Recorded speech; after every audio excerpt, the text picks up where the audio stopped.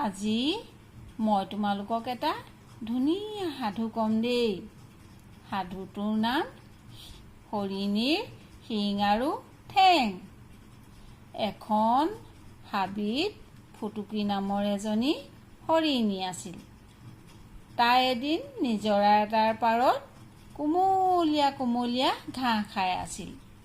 ঘাঁহ খাই খাই তাই পানী খাবৰ মন গ'ল। তাই নিজৰাটোত পানী খাবলৈ গ'ল। পানী খাই থাকোঁতে তাই নিজৰ গাৰ ছাঁটো পানীত দেখিলে। তাৰপিছতে তাই ধুনীয়া তাইৰ ভাগৰ শিংযোৰ দেখিলে। শিংযোৰ তাই ইমান ধুনীয়া দেখিছে। তাই পানী খাই খাই মনতে ভাবিলে দেই, মোৰ বৰ ধুনীয়া শিং এযোৰ আছে। মোৰ নিচিনা শিং আৰু এই হাবিখনত কাৰোৱেই নাই। তাই তেনেকৈ ভাবি পানী খাই আছে। তাৰপিছত পটককৈ আকৌ তাই ঠেংকেইটা দেখিলে নহয়। ঠেংকেইটা দেখি একদম তাই মনটো বৰ বেয়া লাগি গ'ল। চিহ, এইকেইটা মোৰ ঠেঙেই নে, কেনেকুৱা দেখিবলৈ লেং পেং ঠেং, তেনেকৈ ভাবিলে।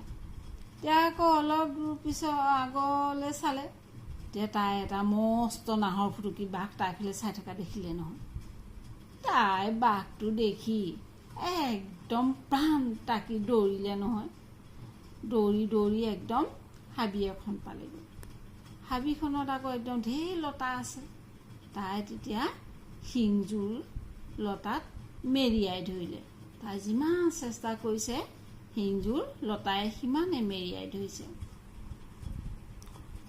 মেৰিয়াই ধৰিলে নহয় শিংযোৰ।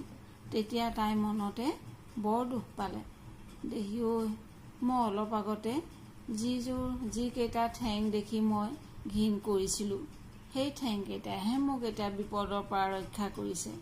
আৰু যিযোৰ শিং দেখি মই গৰ্ব কৰিছিলোঁ ধুনীয়া বুলি, কিন্তু এই শিংযোৰে মোক বিপদতহে পেলাইছে।